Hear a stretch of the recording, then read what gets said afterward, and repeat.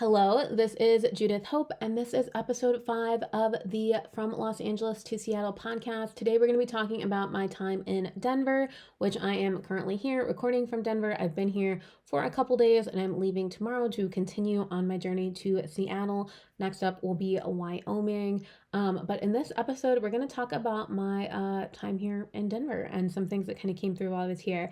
But before we get into that, I just want to remind everyone to hit like and subscribe. So, like I mentioned, I got to Denver a couple days ago. It's actually a really cool city, and it's weird because I'm kind of having the same experience in Denver that I had last time I was here. And that I haven't been exploring as much as I normally do other cities. Like I've gone out and done some stuff. And part of the reason I haven't done that this time is because like the weather is bad. So like snowed last night, and this morning, and I think it's fine to get out and drive. Like it's not like a bad snow. But I kind of was just like, I don't know, like I'm just gonna go to the grocery store and I got some food and then I had some food with me.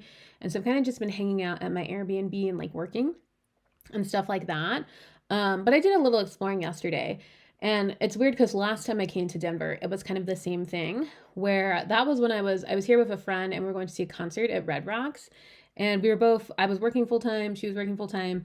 And so we were like working a lot during the day on our computers and we like ordered groceries in and then we would just go do stuff at night, which was really fun and really cool. But it's kind of been that same experience where I'm just spending more time in the Airbnb and then just going out and doing a little bit. Um, and so I feel like I've been in Denver a couple times and I really haven't explored as much as I would have liked to. And part of me wonders if that's because Denver is an option of where I could live after I move from Seattle, right? Because I have a contract to be in Seattle for mass or menace like 2 years, right? So I'm not going to be there that long.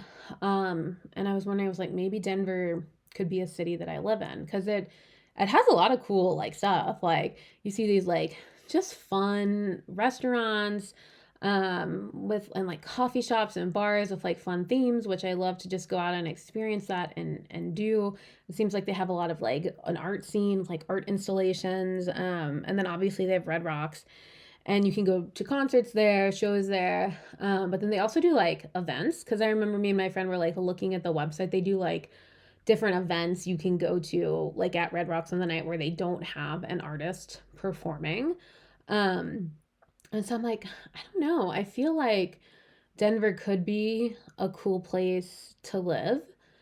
You know, I worry it might be a little small for me because I lived in Austin, Texas for 3 years and I felt like it was a little on the smaller side. I think Denver's a little smaller than Austin because Austin's population grew, I believe, during the pandemic.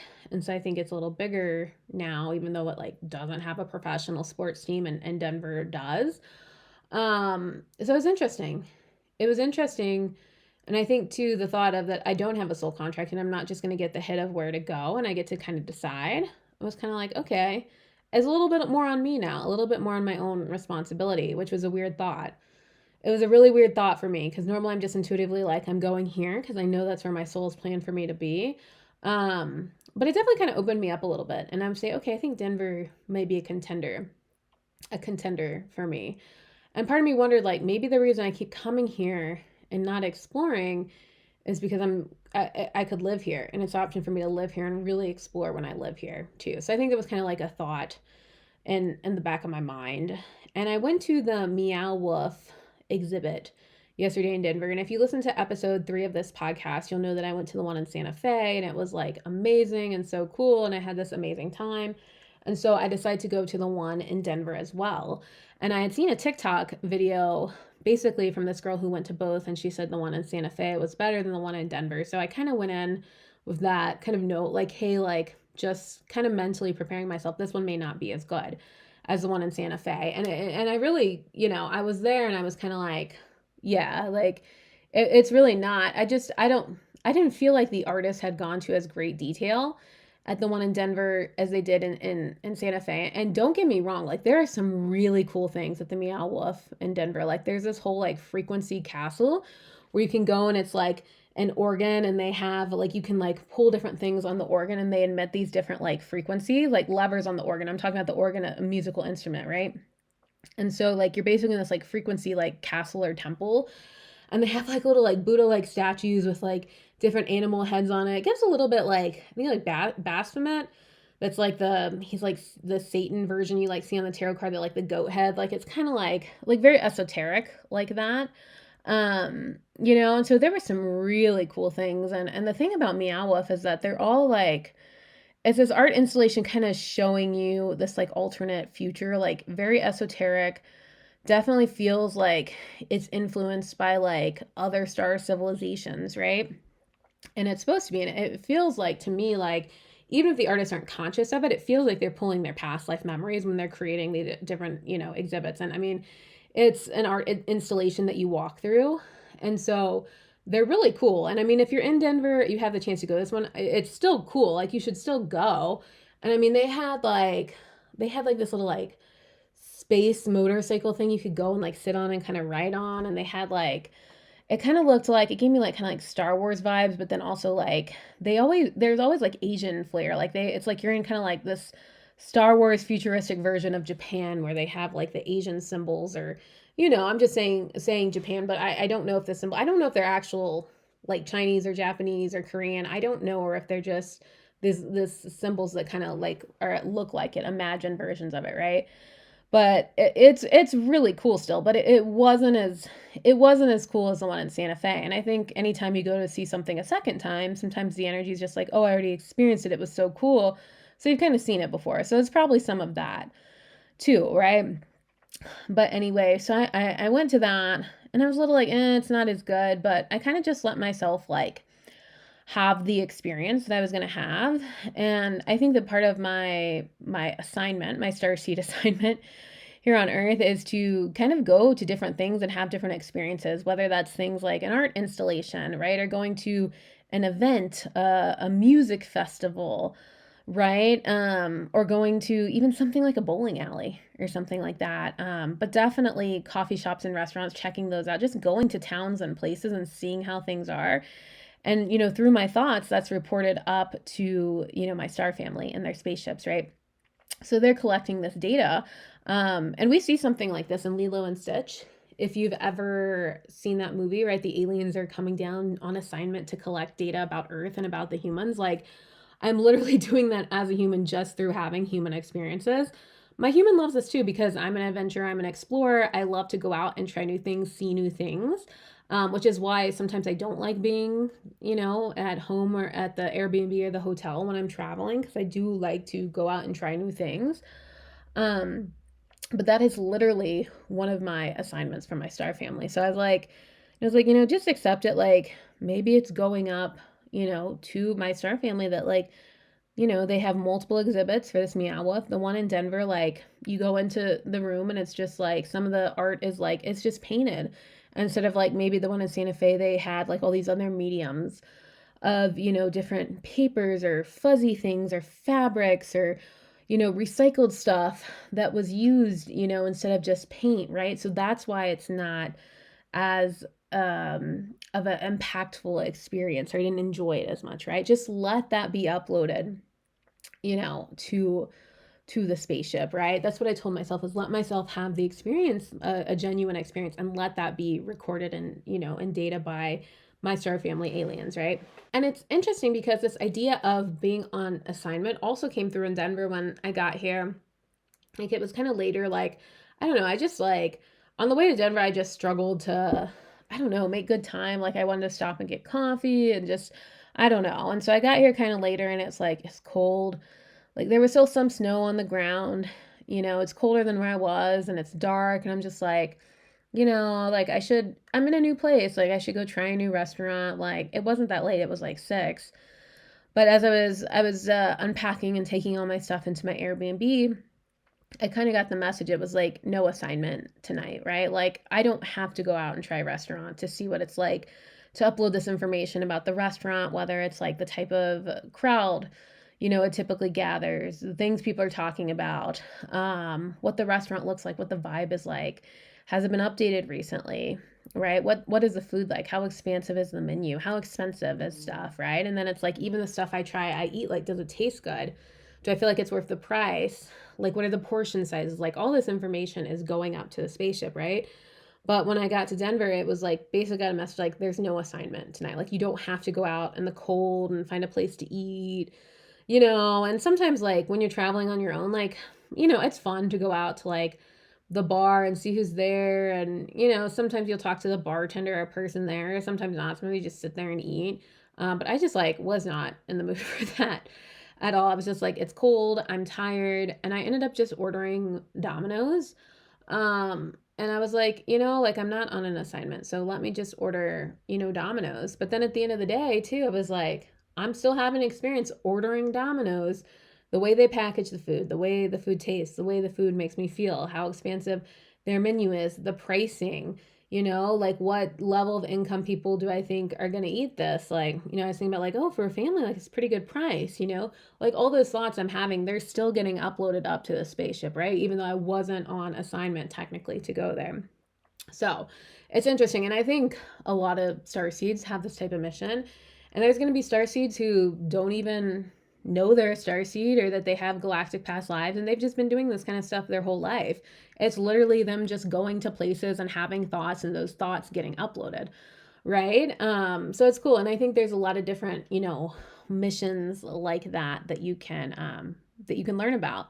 And if you want to learn more about that, I do offer a reading, soul origin and life purpose reading. So if you want to work with me one-on-one, I do have the link that kind of gives all the information about the different readings I offer, linked below. So definitely check that out if you're interested. But we'll go into that type of mission work, right?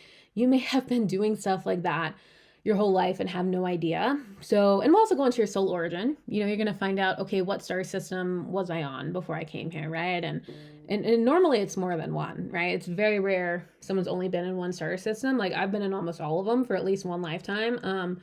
There are a couple that I haven't been to yet that I'm planning to go to after this lifetime. But a lot of people have been on multiple star systems. So if you're interested in that, I definitely encourage you to click on that link below. See if you feel like having a reading with me would be a good fit. I also have some freebies down below too. So if you're interested in opening up your third eye a little bit more, starting to read your own psychic messages, yes, everyone can do this. It's not a special gift that only some people have, that, like, the chosen people are psychics, nothing like that. Everyone is psychic. Everyone can do this. So if you want to open up your third eye, I made a meditation. It's a short one. It's 8.5 minutes long. So I really encourage people, just, like, go get the meditation, just do it, on your lunch break, or if you have a few extra minutes during the day, or even, like, when you wake up or right before you go to bed, because it kind of walks you through what your psychic abilities were like when you were a baby at birth, right? When we just came from the other side and we're still so open, and we can sense, see, feel, hear things that most adults can, right? It takes us from that to our current state, where we don't have open third eyes, right? Society has told us that's all pretend and imagination, and we shouldn't believe ourselves, right? But this meditation is just, one step to helping us to be able to reopen that third eye. So if you're interested in that, I definitely recommend downloading that meditation. I have linked below. And then for my sticker lovers out there who are like me, I also have some free Starseed sticker printables. So if you have had a reading with me or with someone else, or you're even just feeling drawn to a certain, like, group, like, oh, I really love the Arcturians, or I really love the Syrians, you can go and you can get a free, basically, like, sticker printable. You can put it as a background on your phone or a computer, your tablet, or whatever too. Or if you actually want to print them and make them into stickers, you can do that too. One day I do hope to actually sell these stickers, but until then, they're printable. So definitely check out those links below. And the last thing that I want to talk about today is future timelines in the Akashic Records. So I've been listening to a lot of the recent content that Elizabeth April has put out, and she was talking about some of the stuff that's kind of related to this, and it kind of got me thinking about my own experiences that I want to share today. But first, I just want to talk about, like, future timelines, right? So, and this is not only future timelines, but it's like your future lives, right? Because after this, for most of us, probably almost everyone, I would say, listening to this, like, our souls are either going to come back to Earth and be human again, have another lifetime here, or we're going to go, we might go to the Andromeda constellation. That's where I'm going to have lifetimes after, I'm kind of done on Earth. Or we might, go over to like the Pleiades and have some lifetimes there, right? But because of the point where we're at in the future is not set in stone, right? So our future timelines can change, and a lot of that depends on how this lifetime goes for us, right? Like, do we learn what we're supposed to learn? Do we accomplish what we want to accomplish in this lifetime, right? Do we feel like the work's done, or do we feel like, hey, when this lifetime is over, like, I need to go back to Earth to help with this more? Or do we say, like, hey, I didn't really learn that lesson on Earth, in that lifetime, like, I feel like I got to go back and I got to do it again. These are the type of choices our soul, makes when they're on the other side and they're figuring out, like, what they're going to do next. So we can see, like, probabilities and plans in the Akashic records when we go in. It's like, okay, there's 2 planned lifetimes on Earth, or okay, you're going to go to the Andromeda constellation and be an alien there next, right? We can see those plans, but they're not 100%. Whereas, like, when we can go into the past and we can go to a certain timeline of a past life where something happened and we have to go in and heal it. Like the if you listen to my most recent episode before this, episode 4, I talk about one of my past lives that happened, in the conclusion that happened there, that, like, you can go back and kind of see what happened, right? But with future lifetimes, it's not quite set in stone like that because they haven't happened yet. They're in the future. And so for me, I wanted to know, like, if I have more lifetimes on Earth, right? And this is a hot topic, I would say, online. It has been the past few years. A lot of people are, they'll say it's going to be my last lifetime on Earth. And I think it's kind of used to say, like, I'm done with my lessons here, I don't have to come back. And that can be true and that can be good, but I think it can also be used kind of be like, I'm superior or I'm more advanced soul and I don't have to come back to Earth, that type of thing. Like, you can see can be abuse in there sometimes too. But it is a hot topic that a lot of people talk about and you hear about a lot on the internet. So obviously I'm like, I want to know too, right? And I've gotten different answers from different people. And I want to explain why I think it's valid to have different answers from different people, right? And so I believe it was last September, I went to my Akashic reader and all of this information is going to be channeled by other people. I haven't actually looked in my own Akashic records at this. But this person is a trusted advisor. I've had many sessions with her. I've been like a recurring client with her, and I really trust what she has to say. And so, I asked her, and she said that there were 2 future lifetimes that something in this lifetime was affecting on Earth.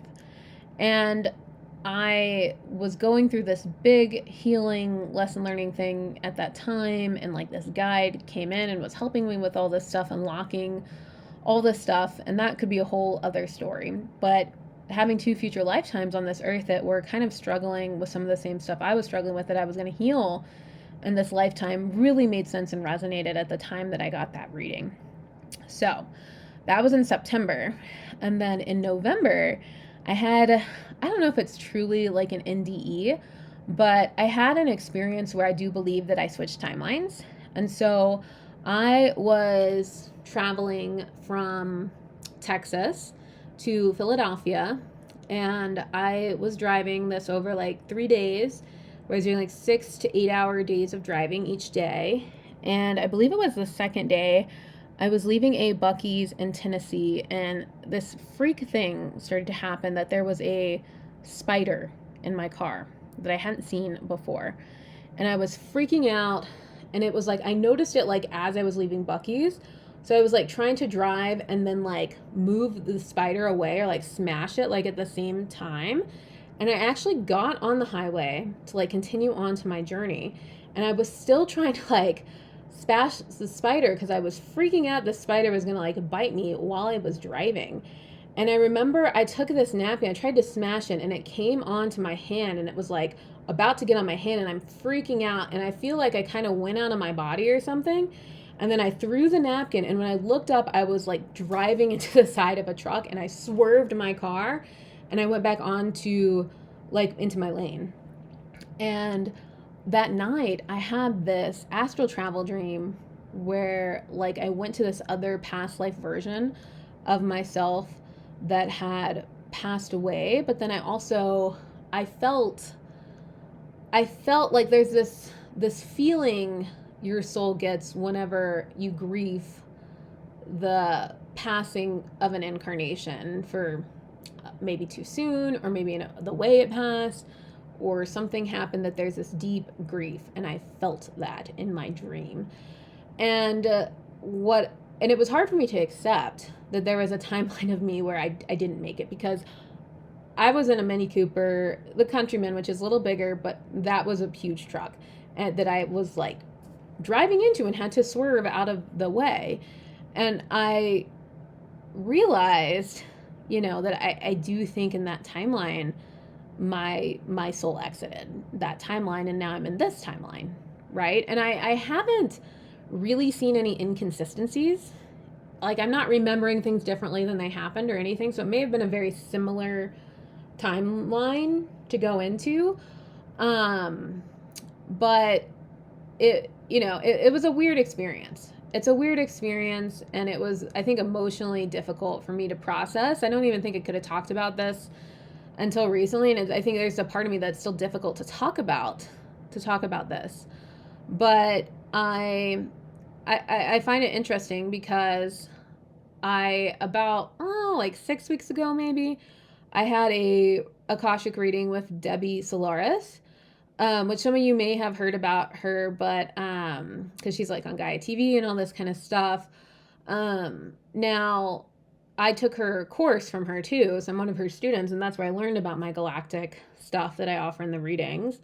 But I had a reading with her, and I asked about future lifetimes, and she said that I have only one lifetime, remember, and previously it had been two, and that I was coming back to kind of help with like the ascension and just like putting new processes in place, like administrative type of like hands-on stuff with like new earth systems.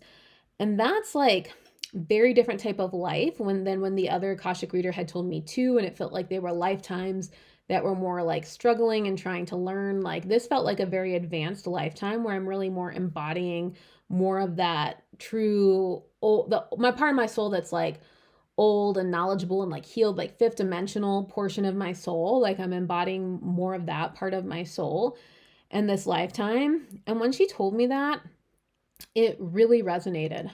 And I think it's because, so since the timeline switch in November, like the first part of 2025 and even really the summer, I really went in and healed some of my deepest, darkest wounds from childhood, from this lifetime that, we're all connected to past life things, past life struggle of my souls, but really deeply, deeply had to look at some of the hardest parts of my life and really do a lot of work around it so that I could ascend and raise my vibration and live a happy and healthy life on the planet.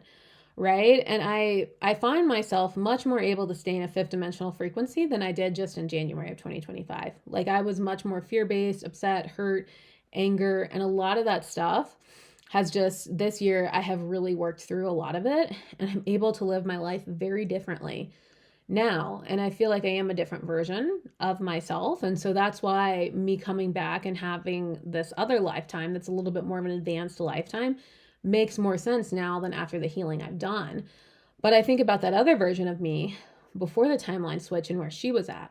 And this is just a year ago. And I've had a big year in terms of healing, right? Like, not every year you're going to change that much. But for me, just where I was in my life, this has been the year where I really had to look at things and do the deep inner work, And so I was like, it makes sense for where she was at before she left the timeline, that maybe she would have to come back in that capacity and still struggle and learn and do these things on the planet. But I feel like now where I'm at, like in this timeline, I may not have to, right? So it's like two different versions of my soul, are experiencing being on planet Earth just in this incarnation. And I mean, there could be other incarnations. I mean, there are other incarnations of my soul on Earth. I don't know in this timeline per se. Like, I don't know in the year 2025 if there's another person who has my soul. I don't know of that. Typically, that's kind of referred to as a twin flame, but I don't think it has to be. Like, I could think your soul could have two incarnations at the same time. One's in like North America, one's in Asia, and these people never cross paths, right? Like, I think that's definitely possible. I don't know that I have that. I haven't seen that with any of my clients or friends or anything like that. But I do think it is interesting that there are different versions of me on this planet. And one thing I really advocate for is that we choose what timeline we're in, right?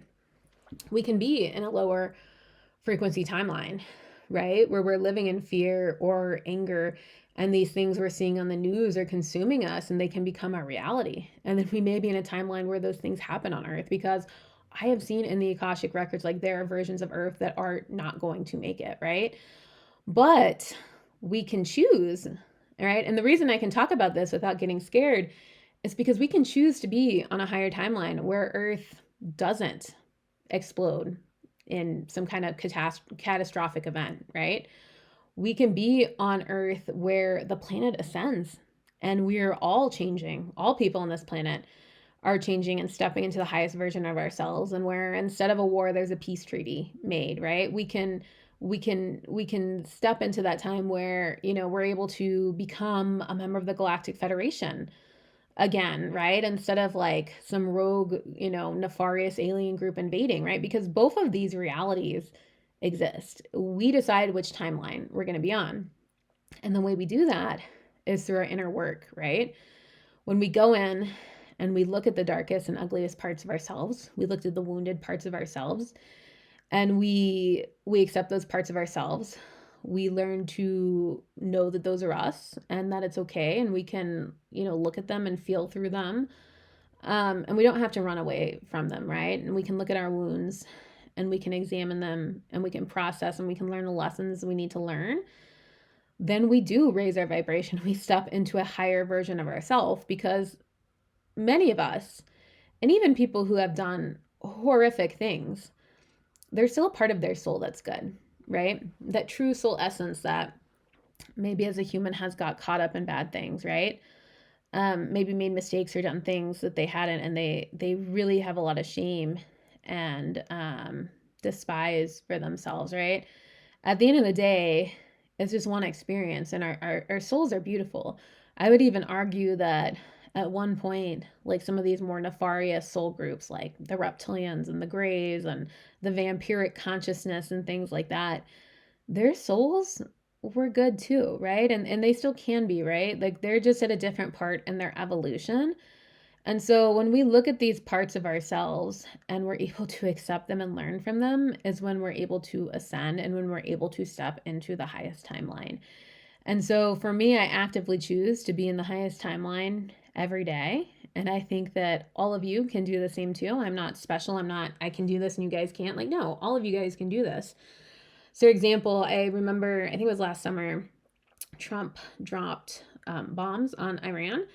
And everyone was worried that it was there's gonna be retaliation. Something's gonna happen. We could go into World War III. And I was just like, nope, I'm anchoring myself onto the timeline where that doesn't happen. I'm anchoring myself on the timeline where some type of discussion is had, an agreement is made, and no one's entering this type of global conflict. That's the timeline I'm anchoring myself to. And that's what happened. Like, there weren't a bunch of retaliations and more people, being bombed and stuff like that. Like, it didn't happen. And so I think it's an important lesson, because we can do that on a smaller scale too. And sometimes when we say for things are our highest good, right? Sometimes our highest good is learning a lesson through going through a difficulty. So you can't always get yourself out of going through a difficulty, but you can anchor yourself into a higher timeline, right? Through your belief, your actions, but most importantly, through your ability to heal, to look at yourself and to forgive yourself, to love yourself, to really examine yourself and do the work, admit when you were wrong, admit when you made a mistake, and then to love yourself anyway, right? And that's the type of work you do in therapy and healing sessions, and just through different spiritual experiences, but do different life experiences, right? Learning, being willing to change, opening yourself up to other people's points of views and discussions, loving people when they have different beliefs than you, right? And so that's the type of work that's going to put us all in a higher timeline. And so that's why I think it's so important. And I wanted to mention it today, because I think we can all do this. And I think we can, if you're listening to this podcast, if you made it this far, you are most likely someone who is capable of making that shift into the new earth, right? Into a higher dimension, right? And that shift is happening, right? It's happening every day. More and more disclosure is coming out. More and more spiritual and science is getting blended, right? And being accepted, right? We're seeing a lot of things that have been covered up come to light. Like, we're not believing the things that we've been told anymore. We are ascending as a group, right? And so I think for many of you guys listening today, you're already on the right path, and you guys got to keep doing what you're doing, even when it's hard, even when you don't want to look at that version of yourself. You got to look at it anyway, and you got to say, like, hey, I am not going to be afraid.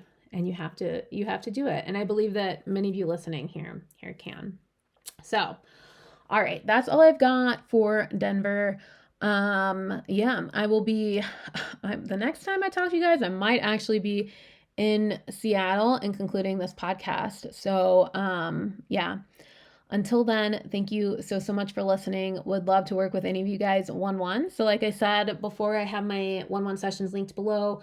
Please, even if you're not sure if you want to get a reading, just look and see what I have to offer, because I have so many different sessions that I work with. A lot of them are quantum healing in the galactic portal chamber, which I access through the Akashic records, but it's ancient Lyran technology. Use a lot of light language and channel codes for that.